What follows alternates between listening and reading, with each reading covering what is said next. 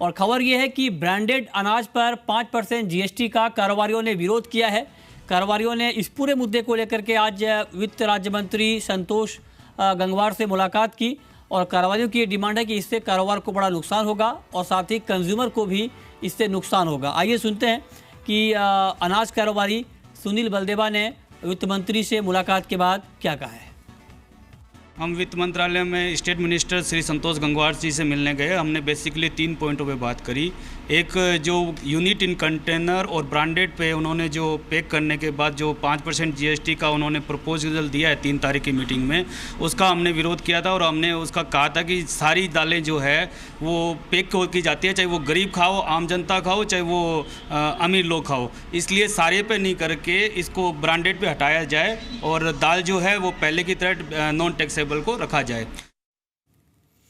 और दूसरी महत्वपूर्ण खबर किसानों के लिए है। किसानों के लिए अच्छी खबर है। खबर यह है कि खरीफ फसलों की एमएसपी बढ़ सकती है और जी बिजनेस को एक्सक्लूसिव जानकारी मिली है कि सीएसीपी ने इस मुद्दे को लेकर के सिफारिश की है और 50 से 100 रुपये प्रति क्विंटल खरीफ फसल की एमएसपी बढ़ाने की सिफारिश की गई है। बुधवार को कैबिनेट की बैठक में इस पर फैसला हो सकता है। तो एक महत्वपूर्ण खबर खरीफ फसलों की एमएसपी को लेकर के, और माना यह जा रहा है कि 50 से 100 रुपये प्रति क्विंटल की बढ़ोतरी हो सकती है और बुधवार को कैबिनेट की बैठक में इस पूरे मुद्दे पर फैसला होने की संभावना जताई गई है। चलिए आगे बढ़ते हैं और अब बात कर लेते हैं कुछ और काउंटर की। आज के कारोबार के लिए प्रियांक उपाध्याय, आपका व्यू मेटल मार्केट के ऊपर क्या होगा? क्या मेटल में कोई ऐसा काउंटर आपको दिख रहा है शाम के कारोबार के लिहाज से जहां पर ट्रेडिंग की अपॉर्चुनिटी हो?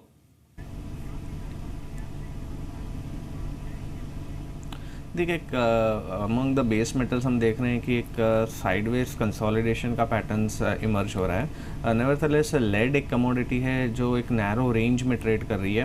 133 on the down side and 136 on the up side, ये एक जोन्स में ट्रेड हो रही है। मेरे हिसाब से 136.10 के अगर ऊपर प्राइसेस निकलते तो बाइंग का अपॉर्चुनिटी रहेगा और हम एक स्पर्ट देख सकते हैं शॉर्ट टर्म में टुवर्ड्स 139 140। तो मेरी सजेशन ये रहेगी कि 136.10 के ऊपर ब्रेकआउट पे बाई किया जा सकता है इस कमोडिटी को। ओके, ठीक है। आज के कारोबार में अगर देखें तो कुछ एग्री मार्केट में बड़ा एक्शन देखने को मिला है। जीरा वायदा करीब 4% की तेजी के साथ बंद हुआ है। क्या भी होगा आपका अमित जीरे के ऊपर? क्या ये रैली जो अभी देखने को मिली है आज के कारोबार में ये कंटिन्यू रहेगी?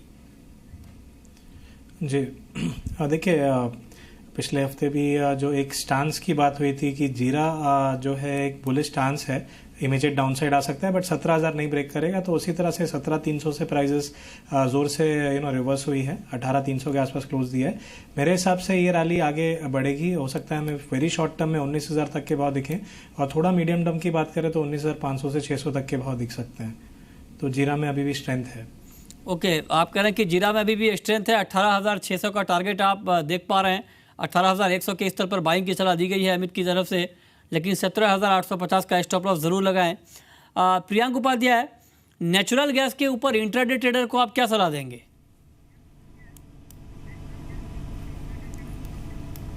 देखिए, नेचुरल गैस में हमने देखा कि मार्केट 200 का लेवल्स के नीचे अभी सस्टेन कर रहा है। तो जो भी रैलीज आती है मेरे हिसाब से एक अपॉर्चुनिटी रहेगी to go short on higher levels. 198 के आसपास मिलता है तो इसमें शॉर्ट की रणनीति करनी चाहिए और नीचे में टारगेट्स में देख रहा हूँ 190 188 जोन्स तक आने चाहिए। स्टॉप लॉस 203 का रहेगा on a closing basis. Okay, ठीक है। तो आप कह रहे हैं कि स्टॉप लॉस यहाँ पर लगाएं, लेकिन बिकवाली की राय है 190 के टारगेट के लिए 198 के स्तर पर आप स्टॉप लॉस के साथ ट्रेड कर सकते हैं। चलिए आगे बढ़ते हैं, रुक करते हैं अगले कॉलर का। और हमारे साथ विवेक हैं भिवानी से। पूछिए विवेक। विवेक, आपको आवाज़ आ रही है? विवेक, टीवी का वॉल्यूम कम करिए फिर सवाल पूछिए प्लीज़। लगता है विवेक से हमारा संपर्क नहीं हो पा रहा है। आगे बढ़ते हैं। नेक्स्ट कॉलर हमारे साथ सीताराम है राजस्थान से। पूछिए सीताराम जी, आपको आवाज़ आ रही है? हाँ जी, राम राम सर। राम राम, पूछिए। हाँ जी सर, मेरा सवाल क्रूड पे और गुआर पे है। जी जी, पूछिए। जी सर, क्या क्रूड नीचे में 2800 रुपये आ सकता है? और गुहार है तो गुहार ऊपर में 4000 रुपये या फिर नीचे में 2000 रुपये या फिर 4000 रुपये? ठीक है, क्रूड का क्या भाव? और नीचे में 2800 का लेवल आप देख पा रहे हैं प्रियांक कभी भी?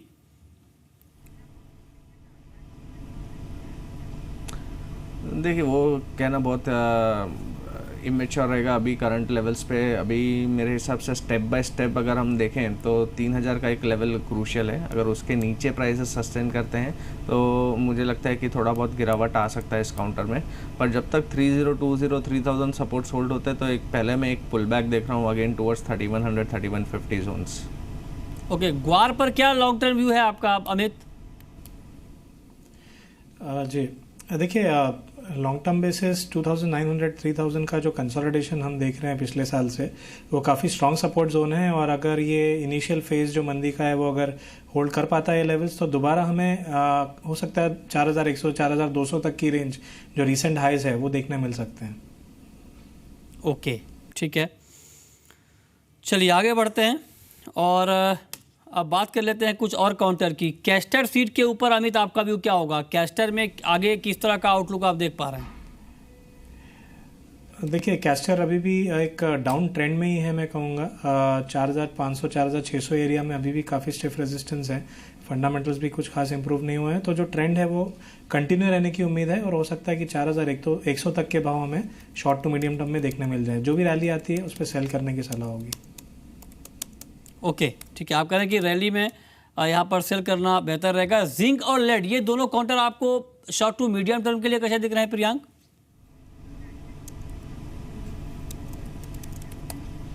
देखिए जिंक में हमने देखा कि 172 के लेवल्स आने के बाद एक शार्प करेक्शन आया है। अगेन हमने 160 के और लेवल्स देखे हैं। तो इमीडिएट सपोर्ट्स में कहूँगा कि 159 157 जोन्स के रहेंगे। तो ये जब तक सपोर्ट्स होल्ड होते हैं तो एक फिर से हम पुल बैक टुवर्ड्स 168 170 जोन्स देख सकते हैं। लेड में मैंने जिस तरह से बताया कि एक काफ़ी नैरो रेंज में ये कमोडिटी ट्रेड कर रही है, तो कहीं भी ब्रेकआउट अगर आता है तो हम 3 to 5 रुपीज़ का jump on the higher side या ऑन द लोअर साइड देख सकते हैं। पर मेरा मानना है कि अगर 136.10 के ऊपर सस्टेन करता है तो एक हायर साइड ब्रेकआउट की एक्सपेक्टेशन है। ओके, आज कुछ और खबर आई है एक्सचेंज की तरफ से। कोरिएंडर वायदा पर सख्ती बढ़ाई गई है और पोजीशन लिमिट 500 टन से घटाकर 100 टन कर दी गई है और ये 12 जून से लागू होगा। लगातार हम आपको बता रहे हैं कि कोरिएंडर को लेकर के जिस तरह की खबरें हाल के दिनों में आई थी, हमने इस पूरे मुद्दे पर एनसीडीएक्स के एमडी से भी बात की थी। उसके बाद ये सख्ती बढ़ाई गई है। और दूसरी महत्वपूर्ण खबर ये है कि शुगर पर 25% का special cash margin buying side में हटा लिया गया है तत्काल प्रभाव से। तो ये दो महत्वपूर्ण खबर एक्सचेंज की तरफ से। लेकिन आगे बढ़ते हैं, एक और महत्वपूर्ण खबर आई है और खबर ये है कि सी ने सरकार से ये मांग की है कि एडिबल ऑयल पर तत्काल प्रभाव से इंपोर्ट ड्यूटी बढ़ाई जानी चाहिए, क्योंकि जो दाम हैं ऑयल सीड के, सरसों के, सोयाबीन के, ग्राउंडनट के, ये एमएसपी से नीचे आ गए हैं। इससे किसानों को नुकसान हो रहा है। इस पर बातचीत करने के लिए हमारे साथ सी के ईडी बीबी मेहता जुड़े हैं फ़ोन लाइन पर। मेहता जी, स्वागत है आपका जी बिजनेस पर। वाकई दाम काफ़ी नीचे हैं, मस्टर्ड के, सोयाबीन के, ग्राउंडनट के एमएसपी से भी नीचे आ गए हैं। आपने इस पूरे मुद्दे में प्रधानमंत्री को चिट्ठी लिखी है, वित्त मंत्री को चिट्ठी लिखी है। कितनी ड्यूटी आप बढ़ाने की मांग कर रहे हैं? देखिए, ये हमने जो मांगा है कि 20% क्रूड पे करना चाहिए और रिफाइंड में 35% करना चाहिए, ताकि थोड़ा सपोर्ट मिल जाए फार्मर को, सेंटिमेंट थोड़ा चेंज होगा। नहीं तो उसकी इम्पैक्ट ये आएगी कि शायद किसान ऑयल सीड छोड़ के दूसरे में चले जाएगा। सिर्फ नॉट मार्जिन, सिर्फ लार्ज स्केल शिफ्ट हो जाएंगे। नहीं, वो तो ठीक बात है, लेकिन दूसरी तरफ सरकार को महंगाई की भी चिंता रहती है। इस पर क्या कहेंगे आप? महंगाई कहाँ? अभी तेल सस्ता है, तेल तो सस्ता है। और अगर आप महंगाई की बात करें तो सारे जितनी ऐसे कॉमोडिटी है सबसे कम भाव बढ़े तो एडिबल ऑयल में बढ़े हैं। हाँ, ठीक बात है। एडिबल ऑयल में सबसे कम दाम बढ़े। 10 साल की अगर आप फिगर देखेंगे तो कम से कम दाम बढ़े एडिबल ऑयल में। और जब भी महंगाई की बात है एडिबल ऑयल को भी चुना जाता है। ठीक है, ठीक है। बहुत बहुत शुक्रिया मिस्टर मेहता आपका हमसे जुड़ने के लिए, अपनी राय इस खबर के ऊपर रखने के लिए। और अब वक्त है रैपिड फायर राउंड का। अमित, आपकी पहली रैपिड फायर कॉल क्या होगी? जी मेरी गोल्ड में बाइंग की सलाह होगी 29,130 की रेंज में, टारगेट 29,350 का होगा और स्टॉप लॉस करीबन 28,980 का। आपकी रैपिड फायर कॉल प्रियांक।